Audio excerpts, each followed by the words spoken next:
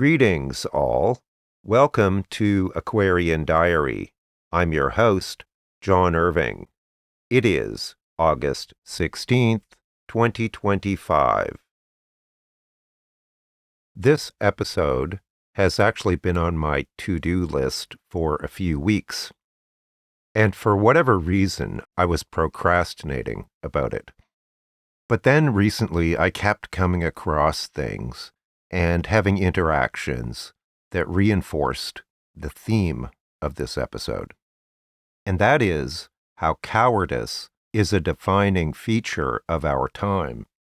If you're paying attention to what's happening in the world these days, we see it all over the place.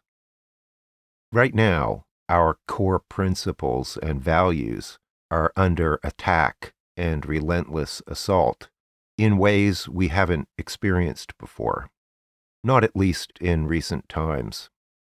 There are heinous atrocities being committed within our sphere of geopolitical influence, and many prominent people are equivocating, if not endorsing, what are clearly twisted perversions of our values, of what we stand for. And yet we struggle to even get some people to acknowledge that this is occurring, much less take a stand against it, which they clearly should do, because morally it's not ambiguous at all. It's self-evident. Leaders, by definition, are people that we expect to protect and stand up for what is right, for what we value, and to protect the most vulnerable people in our society. In fact, that is the whole basis of the liberal democratic order, theoretically at least. So it can be heartbreaking to witness this complete breakdown and failure of leadership, where even basic human decency is not being honored or respected. Many of us grieve this profound disappointment. Things were never perfect before, but we always aspired. We always had hope that things could get better. It was a bit of a two-step forward, one-step backward process. Now it seems like we are scurrying backwards. Did those higher values, those lofty ideals, actually ever mean anything? Or were they just empty words, empty promises, devoid of substance, a ruse to enchant us? And again, these moral and ethical lines are completely clear. They are not debatable. So where are the people who will stand for the truth and for what is right in our world?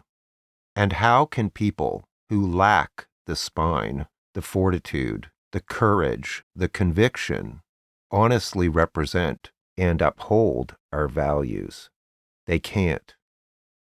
I don't know about you, and maybe this is just me, but I've always had a really hard time respecting people that were cowardly.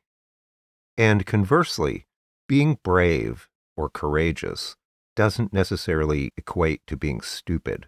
We don't need to do stupid things to prove that we're brave. We just need to be willing to take a stand for what's right and to honor those that do.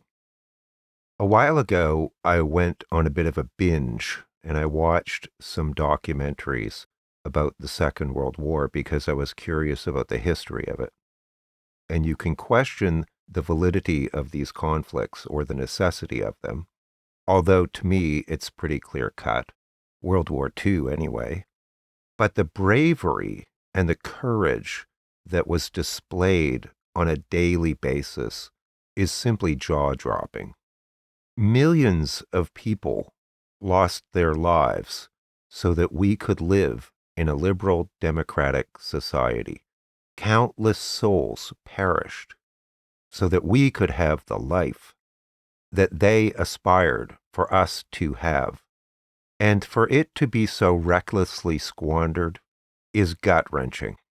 I'm not saying all wars and all conflicts are justified. They're not. Many people have been propagandized into unjustified military, imperialistic adventures. But at the very least, you have to respect the bravery and courage of people who sacrificed themselves to do what they thought was right. And many of them did. So when we're not virtuous, and when we so readily capitulate to brutal dictators, to those who commit blatant crimes against humanity, to criminals and mafia-like thugs, to the antithesis of what they fought and died for, on our behalf, we profoundly dishonor our ancestors and current and future generations as well. I'm quite certain that many of them would be horrified by the cowardice and lack of fortitude that many people are displaying right now.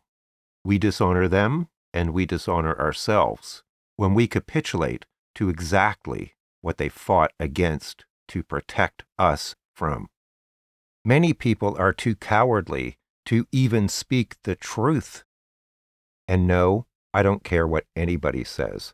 The current response to the corrupt, illiberal, and tyrannical trends spreading across our world is shamefully and humiliatingly insufficient and inadequate.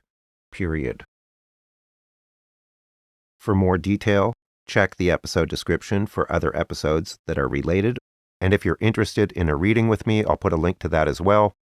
Many sincere thanks to everyone who supports me, especially my YouTube members and astrology clients. Thank you very much. Take care, all the best, and I'll talk to you again soon. Bye for now.